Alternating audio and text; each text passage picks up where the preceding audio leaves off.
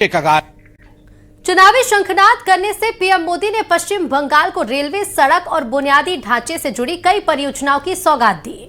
और दौरे के पहले दिन प्रधानमंत्री पश्चिम बंगाल के मालदा रेलवे स्टेशन से हावड़ा और गुवाहाटी रूट पर देश की पहली वंदे भारत स्लीपर ट्रेन को हरी झंडी दिखाकर उन्होंने रवाना किया। तो ये बड़ी सौगात यहां पर दी गई है।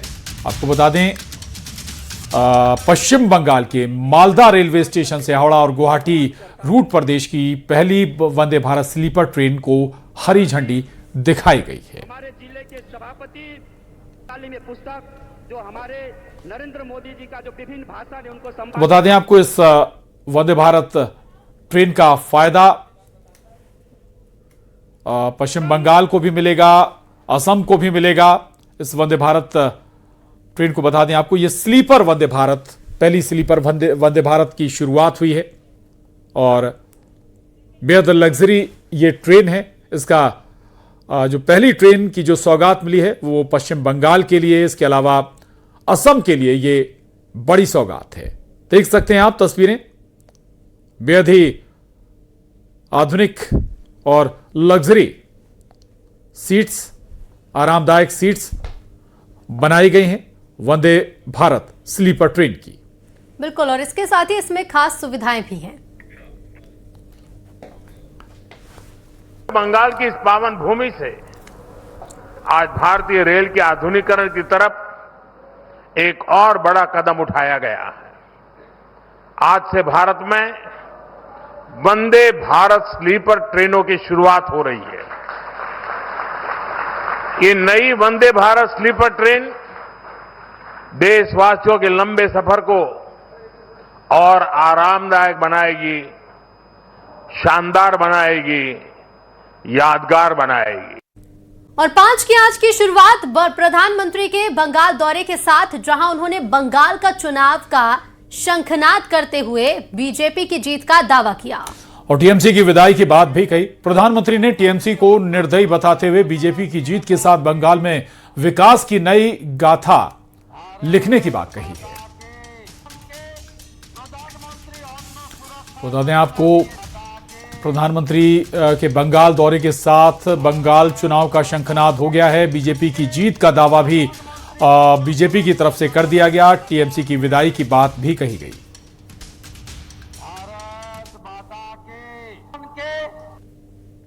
ऐसी पत्थर दिल सरकार, ऐसी निर्मम सरकार,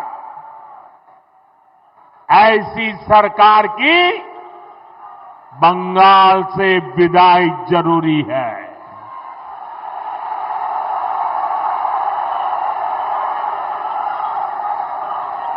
ये सरकार जानी चाहिए कि नहीं जानी चाहिए? ये निर्मम सरकार जानी चाहिए कि नहीं जानी चाहिए? ये काम कौन करेगा? ये काम कौन करेगा? ये काम आपका एक वोट करेगा। आपके वोट की ताकत है जो इन सारे कामों को पूरा करेगी। कमल छाप पर पड़ा आपका एक एक वोट पश्चिम बंगाल के पुराने गौरव को फिर लौटाएगा।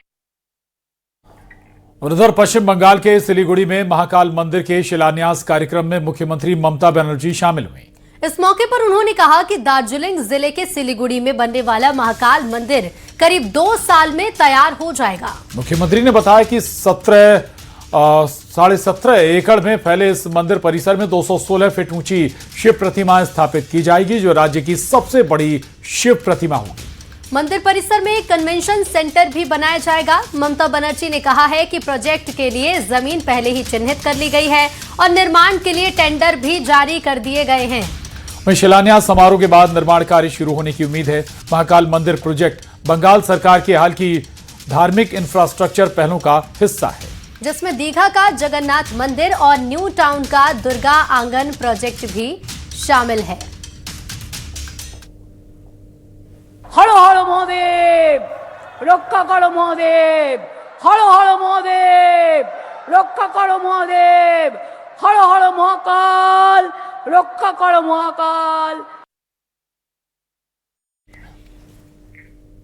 और इधर पश्चिम बंगाल के मुख्यमंत्री ममता बनर्जी ने आरोप लगाया है कि बीजेपी शासित राज्यों में बंगाली बोलने वाले प्रवासी मजदूरों को टॉर्चर किया जा रहा है। ममता बनर्जी ने दावा किया कि पश्चिम बंगाल में प्रवासी मजदूर बिना किसी परेशानी के शांति से रह रहे हैं, लेकिन दूसरे राज्यों में बंगाली बोलने वाले मजदूरों को निशाना बनाया जा रहा है। उन्होंने असम, राजस्थान, मध्य प्रदेश, दिल्ली और बिहार का नाम लेते हुए कहा कि वहां मजदूरों के साथ मारपीट की जा रही है। अब क्यों अत्याचार करते हैं? असम में जाते हैं पीटते हैं, राजस्थान में जाते हैं पीटते हैं, मध्य प्रदेश जाते हैं पीटते हैं, दिल्ली में जाते हैं पीटते हैं, बिहार में जाते हैं पीटते हैं। क्यों? पीटना कोई धर्म नहीं होता है, जिंदगी देना धर्म होता है। और चुनावी साल में बंगाल में बवाल और हिंसा पर बीजेपी ने सीएम ममता बनर्जी और टीएमसी पर निशाना साधा। बीजेपी ने ममता बनर्जी पर तुष्टीकरण की राजनीति करने का आरोप लगाया है। बीजेपी के संबित पात्रा ने कहा कि बंगाल आध्यात्म, तप और यज्ञ की भूमि रही है, लेकिन आज ममता बनर्जी के शासन में उसी भूमि पर हालात बेहद चिंताजनक हो गए। इसके साथ ही उन्होंने आरोप लगाया कि बंगाल में बंग भंग जैसी स्थिति पैदा की जा रही है। उन्होंने सवाल भी उठाया कि क्या बंगाल भारत का हिस्सा है या नहीं। फरक्का के अंदर जो मुर्शिदाबाद डिस्ट्रिक्ट में आता है, बीडीओ के दफ्तर के ऊपर हमला हुआ है, और जब हमला हो रहा था उस समय टीएमसी के विधायक एमएलए मुनीरुल इस्लाम वहां मौजूद थे। मुनीरुल इस्लाम के मौजूदगी में फरक्का में बीडीओ के ऑफिस पर हमला हुआ।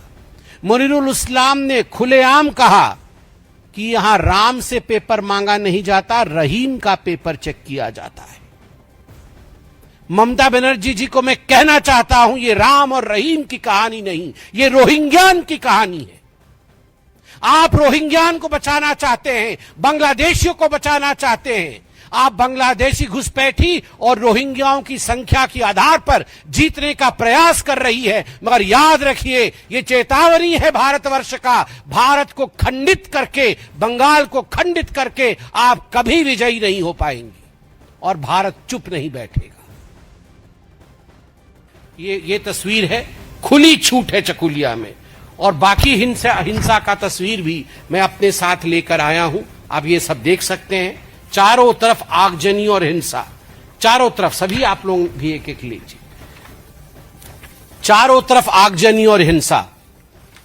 आप सोच के देखिए, आप सोच के देखिए, यह है ममता बनर्जी और टीएमसी द्वारा बनाया गया बंगाल।